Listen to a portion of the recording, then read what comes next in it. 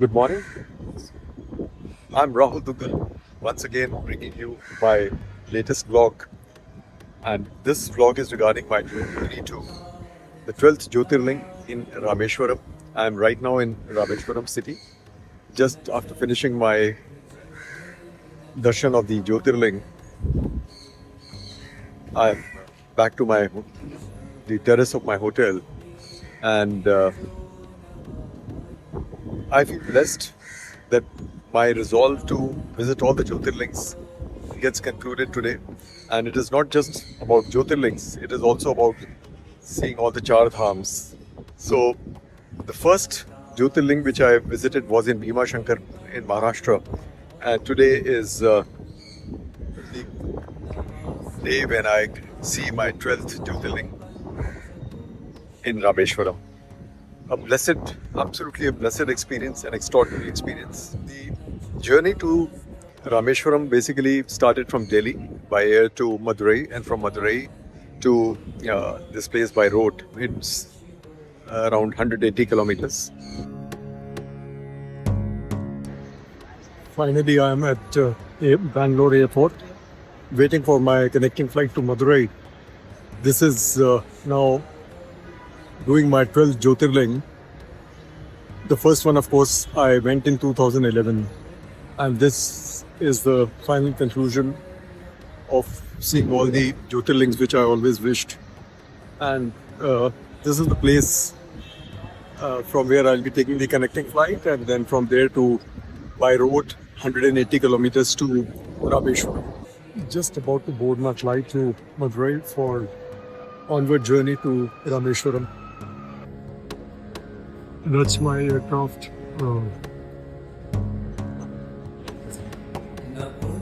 I was joined by my friend Shri Krishna Rao from Hyderabad, as we had mutually promised each other that we'll be visiting Rameshwaram Jyotirling together. That's our Panditji, who helped us go through all the rituals of the Jyotirling.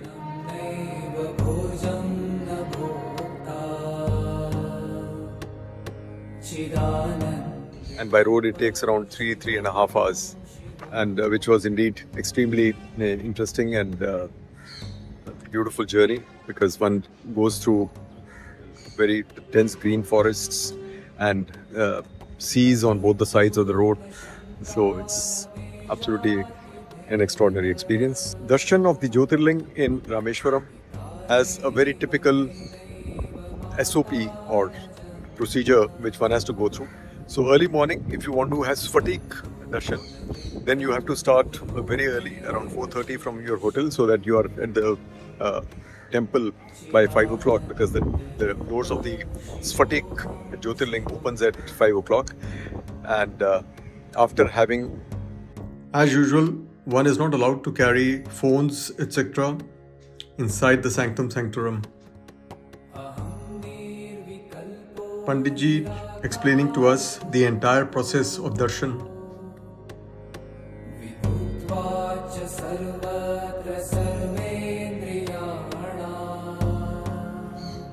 A little bath in the Agni Kund, which is basically taking a dip in the ocean.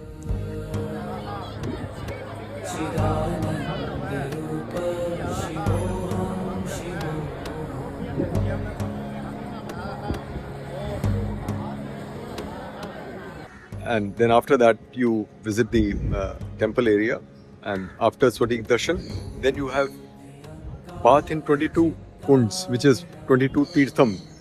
And these Tirths basically denote your dip in the 22 holy rivers of Bharatvarsh.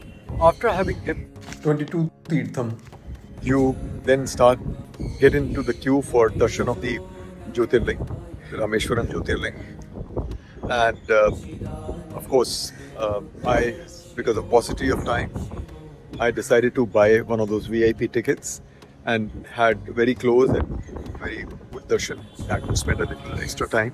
The significance of Rameshwaram Jyotirling is that Shri Ramji did puja of the Jyotirling here, which was basically created by Sita Maiya after killing Ravan. And of course, the initial task of getting the Jyotirling was given to Hanumanji, but since Hanumanji got late in getting the Jyotirling, Sita ji created a Jyotirling out of the sand of the ocean, and from there, Shri Ramji did his puja.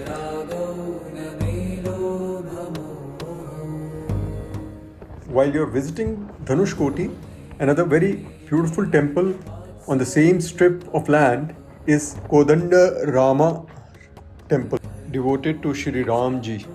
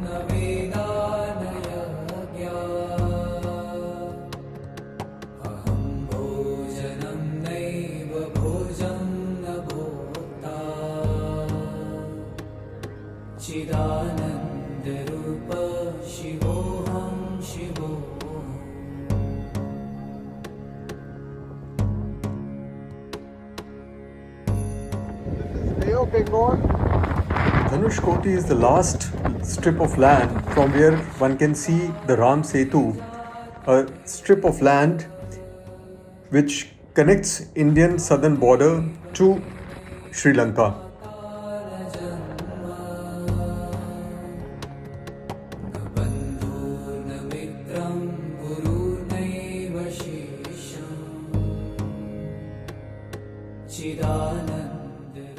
The work of this temple started in 12th century, and up to 19th century the work had been going on. Some improvements, some additional structures are being constructed in this particular temple.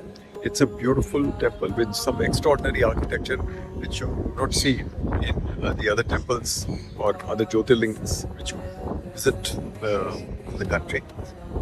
And considering my journey of visiting Jyotirlings, I recollect that the first Jyotirling was Bhimashankar, from Bhimashankar, then Trambakeshwar, and of course then Krishneshwar in Nasik and Aurangabad respectively. Then was Kedarnath ji, which is in Uttarakhand, and Somnath temple in Gujarat. And then after that, of course, I went to Madhya Pradesh and visited Mahakaleshwar, Omkareshwar, Mamaleshwar. These are the Jyotirlings in Madhya Pradesh. And then, of course, visited Jharkhand, which is the Vedanath Dham temple. And then Kashi Vishwanath ji was another Jyotirling which I visited, Kashi Vishwanath. And then, of course, followed by Rameshwaram. So that concludes my entire circle of visiting all the 12 Jyotirlings across the country. And besides, it also concludes my journey of all the Char Dhams, which includes Badrinath, Kedarnath, Gangotri and Yamunotri. So when we talk about Char Dhams, there are Char Dhams of the north, which are basically Gangotri, Yamunotri, Badrinath, Kedarnath ji. And when we talk about Char Dhams of the Bharatvarsh, then we are essentially talking about Badrinath, Jagannath Puri ji, and then Rameshwaram. So I feel absolutely on the top of the world and blessed that God not only gave me the wisdom of ensuring that all these wonderful heritage places of the country and of places of tremendous religious significance, I am not only able to identify and visit them, but also complete the journey in good time while my enthusiasm and fitness level is good, and I can rough them out, or because some of these places are situated in very difficult trek and difficult areas, so one is able to kind of visit all those places. Har Har Mahadev, Jai Shiv Ji, Jai Hanuman Ji, Jai Ma Sheron Wali, Jai Ma Vaishno Devi Ji. So with that, I conclude my vlog and would wish that as an Indian, you must visit these places because they not only give you an insight into the richness of our culture, our civilization, our heritage, the Hindu philosophy, and if you make an attempt to understand the significance of these places, there's a tremendous science behind all these places of pilgrimage. And besides this, it also makes you go through some of the wonderful locations and geographies of the country. So this is my return journey from Rameshwaram to Madurai by road. Here I have my friend Sharav Babu trying to ride.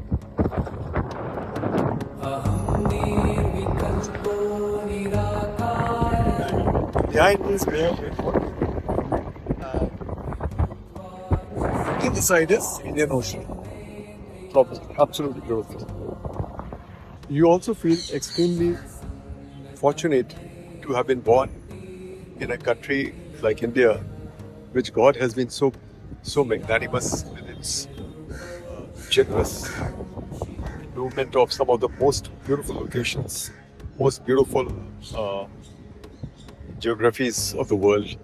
Sand, beaches, mountains, dense forests, and everything that you can mention or you can think of in a geography, India is blessed with them.